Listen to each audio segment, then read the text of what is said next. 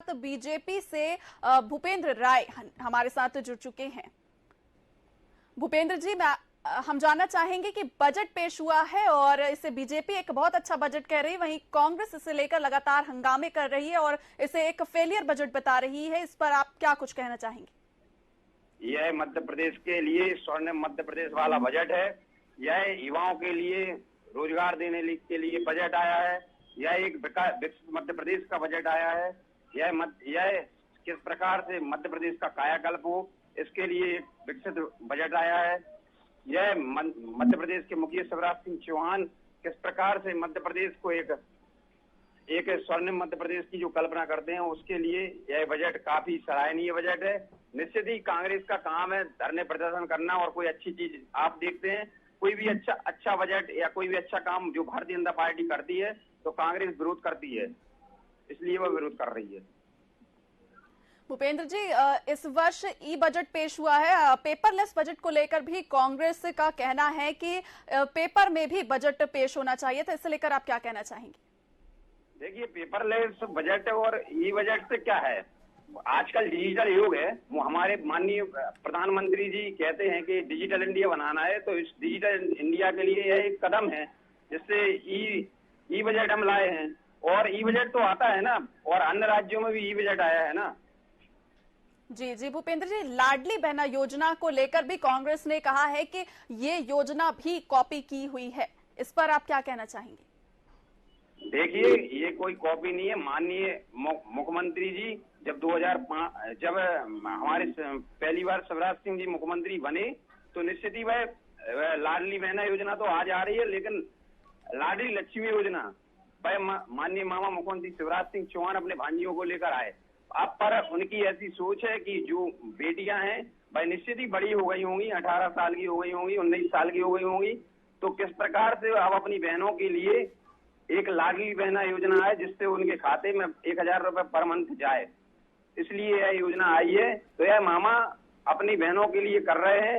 निश्चित ही यह एक अच्छा कार्य है और जिससे मध्य प्रदेश की बहनों के लिए किसी के सामने हाथ नहीं फैलाना पड़ेगा और वह खुद का घर का खर्च स्वयं वहन कर सकेगी। जी भूपेंद्र जी, ये बजट जो आप लोगों ने पेश किया है, इसे लेकर कांग्रेस का कहना है कि इस बजट से इस वर्ष सरकार नहीं बन पाएगी, इस पर आपकी क्या प्रतिक्रिया है? देखिए, यह तो आने वाला समय बताएगा कि किसकी सरकार बनेगी, किसकी सरकार नहीं बनेगी। हर बार मध्य प्रदेश में कांग्रेस ऐसे सपने संजोती है कि वह सरकार बनाएगी, परंतु हम देखते हैं कि मध्य प्रदेश की जनता का आशीर्वाद निश्चित ही भारतीय जनता पार्टी के साथ होता है। और यह भारतीय जनता पार्टी है जिसने पूरे देश में देश की तस्वीर और तकदीर बदल के रख दी। मध्य प्रदेश अपन देखते थे किस प्रकार से पिछड़ा हुआ राज्य था, परंतु उस पिछड़े हुए राज्य को विकसित राज्य किसने बनाया है? यह भारतीय जनता पार्टी की सरकार ने बनाया। तो निश्चित ही भारतीय जनता पार्टी की सरकार फिर से आने वाली है और जनता का आशीर्वाद पूरा भारतीय जनता पार्टी के साथ है। जी भूपेंद्र जी, कांग्रेस का कहना है कि लगातार हर वर्ग के लोग मध्य प्रदेश में यहाँ पर प्रदर्शन कर रहे हैं और इसी बीच सरकार बजट लेकर आई है और उन लोगों की मांगे अब तक पूरी नहीं की गई है। देखिए, कांग्रेस का तो काम है विरोध करना, चाहे मांगे पूरी हो चाहे नहीं हो। मांगे हमेशा जो भी लीगल और अच्छी मांगे होती है, मध्य प्रदेश के मुखिया आदरणीय शिवराज सिंह चौहान सभी मांगों को लेकर गंभीर होते हैं और संवेदनशील मुख्यमंत्री हैं, वह पूरी करते भी हैं। और अगर रही बात ऐसी कुछ ही ऐसी एक दो मांगे रह भी जाती हैं जो नहीं होती है, कांग्रेस तो इलीगल तरीके से कोई भी आवैधानिक मांगे भी करती है, वह पूरी नहीं हो पाती हैं। इसमें कुछ ज्यादा कहना नहीं चाहूंगा मैं। जी भूपेंद्र जी, बने रहिए हमारे साथ। और इस वक्त हमारे साथ रोहित मुकेश नायक हमारे साथ कांग्रेस से जुड़ चुके हैं और हम जानना चाहेंगे रोहित जी कि बजट पेश हो गया है और बजट को लेकर लगातार सवाल जवाब पलटवार भी यहाँ पर देखने को मिल रहे हैं। बजट को लेकर आप क्या कुछ कहना चाहेंगे? मैम, जनता के अधिकारों और विकास का नहीं बल्कि स्वयं के विकास, सत्ता राज और सूचना के अधिकार के योग्य बजट पेश किया है भाजपा ने। यदि आप इस बात को ध्यान से देखें तो मेरे पास आर्थिक सर्वेक्षण 2021-22 रखा है अपने सामने। चौथे नंबर के पेज पर 1.4 बिंदु पर इनने जो अपना प्रति व्यक्ति शुद्ध आय जो बताई है वो 63,345 रुपए बताई है। और जो संक्षेपिका कल इनने जारी करी है उसमें इनने यही आय 65,023 रुपए बताई है। इन दोनों का अंतर यदि हम निकाले मैडम तो आप ये पाएंगे कि टोटल एक साल में अगर किसी व्यक्ति की प्रति आय बढ़ी है तो 1678 रुपए बढ़ी है। 1678 रुपए आप समझते हैं, एक वर्ष में 1678 मतलब 12 माह में 139 रुपए, मतलब प्रति माह प्रतिदिन आय जो है वो 4 रुपए बढ़ाई है इनने। और आप बताइए ये इतनी बड़ी बड़ी बातें कर रहे हैं कि हम 55,000 करोड़ रुपए का सहयोग देंगे केंद्र सरकार की 5 ट्रिलियन इकोनॉमी के लिए। कहां से जाएगा ये पैसा, कौन देगा ये पैसा? आप बताइए, पूछिए इनसे कि इनने अपनी संक्षेपिका में जो लिखा है दूसरे बिंदु में वो, और जो पिछले साल की संक्षेपिका जो मेरे पास आर्थिक सर्वेक्षण रखा है उसके 1.4 बिंदु है पेज नंबर 4 पे, जो इनने तथ्य दिए वो सही है कि नहीं है? अगर वो सही है तो 4 रुपए प्रतिदिन आय बढ़ी है आदमी की। बताइए 4 रुपए में क्या होता है? जी रोहित जी, हम जानना चाहेंगे भूपेंद्र जी आपसे कि कांग्रेस का कहना है कि ये पैसे कहां से आए और ये पैसे किस पर खर्च हो रहे हैं, इसे लेकर कांग्रेस का कहना है और कांग्रेस सवाल कर रही है, इस पर आप क्या कहना चाहेंगे?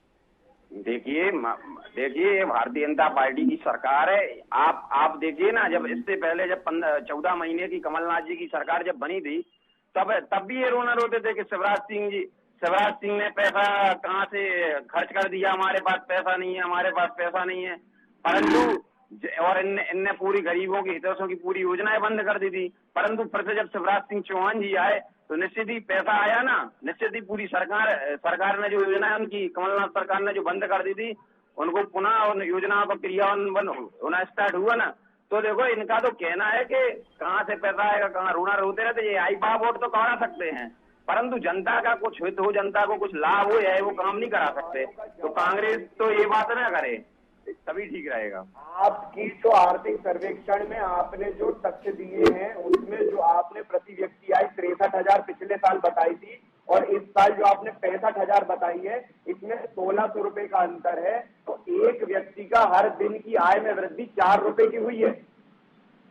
देखिए मैं बताना मुझे बताइए, आप बजट के डिबेट में बैठे हैं, आपके पास सर्वेक्षण नहीं था, आपने जो सर्वेक्षण पटल पे प्रस्तुत किया था वो आपके पास है कि नहीं? आप उसमें मैं आपको पेज नंबर बिंदु बता रहा हूँ, आप खोल के मुझे मैं आपको आय प्रतिदिन बढ़ाई है तो क्या 4 रुपए में कुछ होता है व्यक्ति का? आपका जो इन्फ्लेशन में बढ़ाई है। देखिए मैं आपको ये भी बता देना चाहता हूँ कि किस प्रकार से जो विगत वर्षों में कोविड की जो महामारी हुई, कोविड की महामारी में किस प्रकार से लोग धंधे से टूटे और किस प्रकार से लोगों की आय में कमी आई। निश्चित ही यह बजट में उनने बढ़ाने का प्रयास किया है कि अभी लेवलिंग तो आ जाए, एक बार लेवल पे आए, किस प्रकार से आय गिरी है। पर आप विकास की जो ठीक है, जो विकास का जो आप पूरा आडंबर कर रहे हैं, क्या विकास का वो आडंबर करना उचित है? आप अगर 55,000 करोड़ रुपए, 55,000 करोड़ डॉलर, विकास और प्रति व्यक्ति आय दोनों अलग अलग चीजें हैं। छोड़ेंगे, मध्य प्रदेश की तरफ से आप सहयोग केंद्र को देने की बात कर रहे हैं जो 550 बिलियन डॉलर है, तो वो 45 लाख करोड़ रुपया होता है साहब। आपका बजट 2,43,000 करोड़ का है अभी, और आप 3 लाख करोड़ के कर्जे में आप बताइए क्या आपका हिसाब सही है? क्या आपका विकास का? ये दो में से एक बात करिए ना। आप 3 लाख करोड़ के कर्जे में है, साफ बात है। आपके इसी पिछले वर्ष के जो सर्वेक्षण है इसमें 180वें पेज पर आपने प्रति व्यक्ति जो कर्जा है वो दिया हुआ है 42,472। पिछले वर्ष के सर्वेक्षण की रिपोर्ट पर देख रहा हूं मैं, पेज नंबर 179 पे आपने लिखा व्यक्ति ऋण 42,472 रुपए। हर व्यक्ति पे 42,000 रुपए का कर्जा है आपके हिसाब से, पिछले वर्ष की रिपोर्ट के हिसाब से। आप ये बताइए कि आप विकास की जो गंगा बहा रहे हैं ये बह कहां से रही है? इसकी गंगोत्री कहां पर है?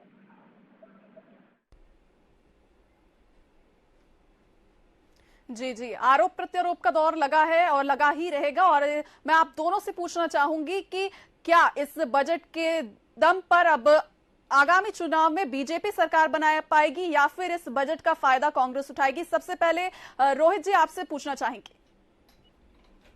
हम इस बजट को, जैसा मैंने कहा, कि केवल सूचना के अधिकार के योग्य मानते हैं। ना ये जनता के अधिकार के योग्य है, ना जनता के विकास के योग्य है। और जब जनता के लिए कुछ कर ही नहीं रहे हैं तो ये इनको किसी तरीके से जनता का फायदा मिलेगा कैसे? ये विकास यात्रा की बात करते हैं, इनने 25, 15, 30 दिन की विकास यात्रा निकाली, उसका इतना बड़ा समापन किया। इनने क्या विकास किया, मैं इनसे जानना चाहता हूं। ये अगर ये बात बोल रहे हैं कि हम 550 बिलियन का समावेशित रूप से एक 5 ट्रिलियन इकोनॉमी बनाने के लिए केंद्र को सहयोग करेंगे, तो ये कैसे सहयोग करेंगे ये बताएं तो। इनका रोड मैप क्या है? केवल कह देने से और लिख देने से और झूठी तथ्य परोस देने से कुछ होता नहीं है। जनता को जब कुछ लाभ नहीं मिलेगा। जी भूपेंद्र जी, कांग्रेस का कहना है कि क्या विकास बीजेपी ने किया है, और इस पर आप क्या कहना चाहेंगे? अभी तक तो कोई विकास दिखाई नहीं दे रहा है, ऐसा कांग्रेस का कहना है। देखिए, हम जब पिछले समय में जाते हैं तो मध्य प्रदेश में कांग्रेस के समय में क्या था, गड्ढों में सड़कें और सड़कों में गड्ढे होते थे, समझ में नहीं आता था। आज हम देखते हैं कि किस प्रकार से पहले एक आध धोखे से ब्रिज स्वीकृत हो जाता था किसी शहरी क्षेत्र में, तो लोग ढोल बजाते थे कि हमारे यहाँ बहुत बड़ा तरक्की हमारी शहर कर रहा है। परंतु आज नगरीय निकाय क्षेत्रों में हम देखेंगे किस प्रकार से हर शहर में 10, 2, 5 ब्रिज भारतीय जनता पार्टी की सरकार बना रही है। रोडों का जाल पूरे मध्य प्रदेश में शिवराज सिंह सरकार ने बिछा रखा है।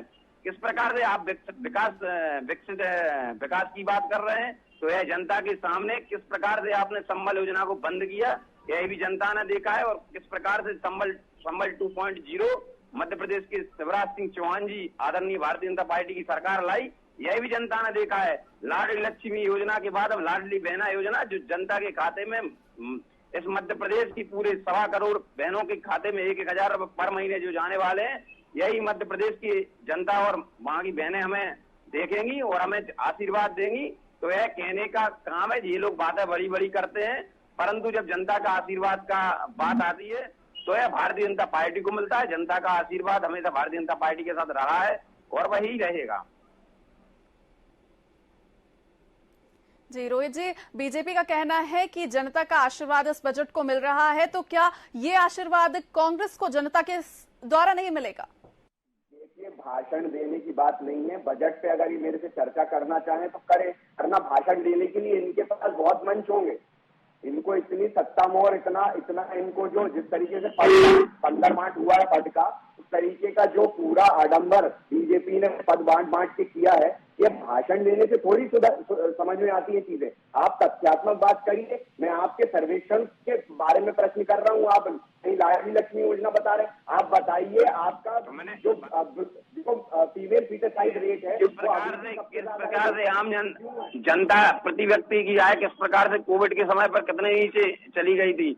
आप कोविड के समय पे आपके वही मुख्यमंत्री थे जो आई बाबा कराने में व्यस्त थे, जिनको कोरोना से कोई लेना देना नहीं था, परंतु कहीं ना कहीं शिवराज सिंह चौहान जी ने जब ये मध्य प्रदेश में ज्वाइन किया, कोविड आपने छुपाया, आपने दमोह, जहाँ पे आपके चुनाव थे वहाँ कोविड आपके लिए नहीं था, जहाँ आपके चुनाव नहीं थे वहाँ कोविड था। जहाँ आपकी सरकार होती है वहाँ गाय आपकी माता नहीं है। उसके हिसाब से यह बजट सबसे अच्छा बजट है और यह स्वर्णिम मध्य प्रदेश का बजट है।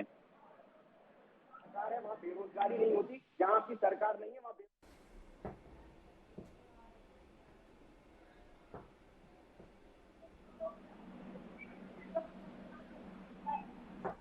जी, हमारे साथ जुड़ने के लिए आप दोनों का बहुत बहुत धन्यवाद।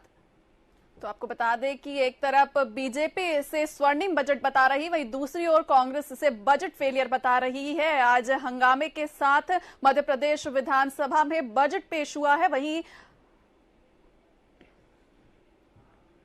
बजट में महिलाओं और छात्राओं के लिए विशेष योजना शिवराज सरकार की एक बड़ी सौगात यहां पर देखने मिली है, परंतु कांग्रेस की ओर से लगातार इन योजनाओं को कॉपी और फेलियर बताया जा रहा है। वहीं लाडली बहना योजना में 60,000 करोड़ का प्रावधान बीजेपी लेकर आई है। लाडली लक्ष्मी योजना के लिए 929,000 करोड़ रुपए और महिलाओं और छात्राओं को हर अलग अलग वर्ग के लिए यहां पर सरकार एक नई सौगातें लेके आई है। गौरतलब है कि ये एक चुनावी वर्ष का बजट है, तो इस बजट में जनता को साधने के लिए तमाम चीजें यहां पर लेके आई हैं। और बता दें आपको कि